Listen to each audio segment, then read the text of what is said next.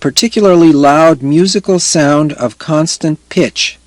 Listen to this example of stridor in a child with croup.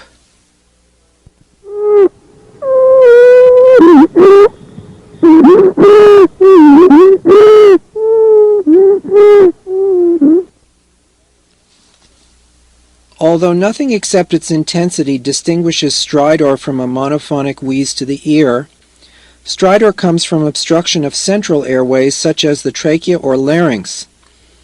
Wheezing is produced in more peripheral airways. Listen again to stridor.